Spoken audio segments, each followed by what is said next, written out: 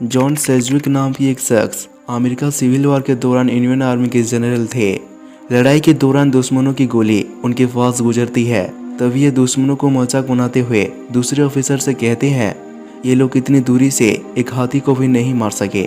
बस उनका इतना ही कहना था। ये कहने की कुछ महज बाद दुश्मनों की गोली उनके सिर पर आकर लगती है और उनकी मृत्यु हो जाती है। इस वीडियो में आप इतिहास के ऐसे 10 बातें जानेंगे जो वाकई आपको हैरान कर देगी, इसीलिए वीडियो को अंत तक जरूर देखना। नंबर 2, फ्रैंक हेस नाम का एक व्यक्ति जो कि एक घुड़सवार था। 4 जून 1923 को उसने एक हॉर्स रेस में हिस्सा लिया। बदकिस्मती पर फ्रैंक को हार्ट अटैक आ जाता है और रेस के बीच ही उनका मृत्यु हो जाती है। हैरानी की बात यह है कि मरने के बाद भी वो घोड़े से नहीं गिरता, घोड़े में बैठे हुए ही फिनिशिंग लाइन पर पहुंच गया। इससे पहले फ्रैंक अपनी जिंदगी में कोई रेस नहीं जीते थे। किसी ने ये उम्मीद भी नहीं की थी कि ये रेस वो जीत सकते थे। हैरानी की बात यह है कि वो रेस के बीच मरने के बाद भी पहले फिनिशिंग लाइन पर पहुंचे।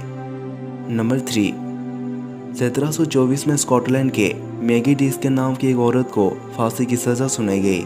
उसका क्राइम था कि उसने अपने नाजायज बच्चे को उसके पैदा होने के बाद मार दिया था। फांसी के बाद मैगी को एक कॉफिन में दफनाने के लिए ले जा रहे थे तो ये पता चलता है कि वो जिंदा थे। कोर्ट ने फैसला सुनाया कि एक बार उसको मृत्युदंड दिया गया है, इसीलिए उसको सजा नहीं दिया जाएगा। इसके बाद वो औरत 40 साल जिंदा रही और उसको हाल्फ हैंगित मैगी कहा गया।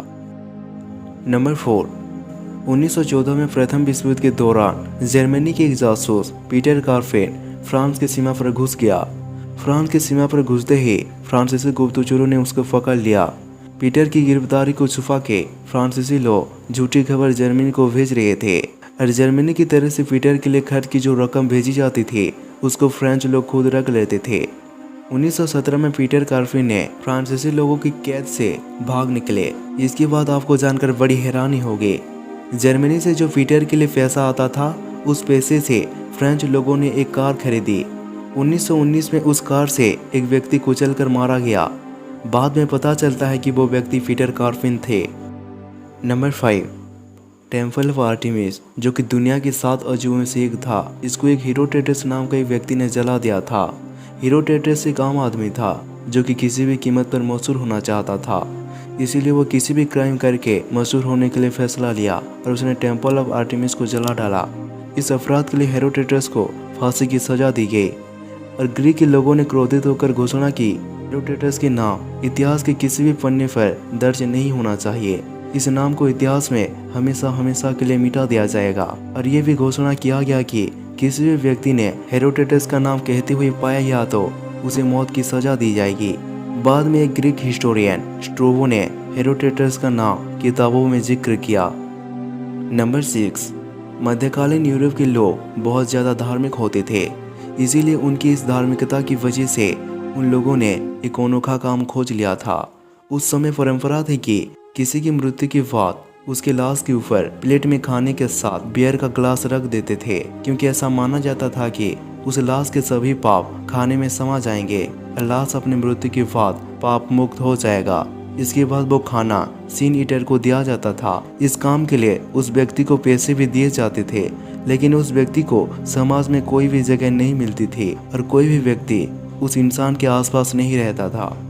नंबर 7, मध्यकालीन युग में यूरोप के शाही परिवार को काफ़ी ऊंचा दर्जा दिया जाता था, इसीलिए ऐसे कुछ संघी राजा रहे जिन्होंने जनता का यह प्यार को बेहद फायदा उठाया। कुछ राजा तो ऐसे थे जो अपना मल साफ नहीं करते थे। इसके लिए एक आदमी को रखा जाता था जिसको ग्रूम ऑफ द स्टूल कहा जाता था। इस आदमी का काम राजा के मल साफ करने से लेकर उसके स्वास्थ्य का भी ध्यान रखना था, और ये काम करने वाले वो इंसान को ब्रिटिश समाज में एक विशेष अधिकार वाला व्यक्ति माना जाता था। नंबर 8, 29 सितंबर 1888 की रात 8:30 पर कैथरीन एडविस नाम की एक महिला लंदन के स्ट्रीट में नशे की हालत में पड़ी हुई थी। पुलिस उसको अपने कस्टडी में ले लेती है। जब कैथरीन का नशा उतरता है और वो अपने घर में जाने की हालत में होती है तो रात 1 बजे पुलिस उसे रिहा कर देती है।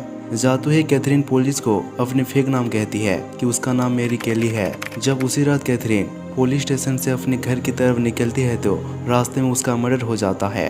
उसको मारने वाला लंदन का मशहूर serial killer Jack the Ripper था। कैथरीन को मारने के बाद जैक द रिपर एक और महिला को मारने के लिए निकलता है और वो उसे भी मार देता है और उस महिला का नाम मेरी केली था। नंबर 9, 13वीं सेंचुरी में यूरोपियन क्रिश्चियन के द्वारा 30,000 बच्चों को धर्म युद्ध में भेजा गया था मुसलमानों से जेरूसलम शहर वापस हासिल करने के लिए। इस ऐतिहासिक घटना को चिल्ड्रंस क्रूज कहा जाता है। ईसाई लोगों का विश्वास है कि इस शहर में ईसा मसीह ने शिक्षा दी थी और यहीं उनकी मृत्यु हुई थी। 30,000 बच्चों को ये कहकर मनाया गया था कि इस धर्म युद्ध में कोर्ट उनके हेल्प करेंगे जेरूसलम की पवित्र धरती को वापस हासिल करने के लिए, जिसमें उस बच्चों को कोई भी नुकसान नहीं पहुंचेगा। नतीजा ये हुआ कि ज्यादातर बच्चे मारे गए। नंबर 10, मध्यकालीन यूरोप में माना जाता था कि शाही परिवार के लोगों को भगवान ने स्वयं ही नियुक्त किया है। इसीलिए कोई भी राजकुमार किसी तरह की बदमाशी करता है तो उसे सजा देने की अधिकार सिर्फ उसके पिता और भगवान की है। लेकिन राजकुमार के पिता अपने साम्राज्य को संभालने के लिए बहुत व्यस्त होते थे और इसीलिए राजकुमार की बदमाशी की सजा दूसरे बच्चे को दी जाती थी, जिसे व्हिपिंग बॉय कहा जाता था। क्योंकि व्हिपिंग बॉय शाही परिवार से नहीं होता था, इसीलिए उसको कोई भी सजा दे सकता था। ऐसे ही हिस्ट्री की रैंडम फैक्ट्स देखने के लिए चैनल को सब्सक्राइब जरूर करें। वीडियो अच्छा लगे तो लाइक करें।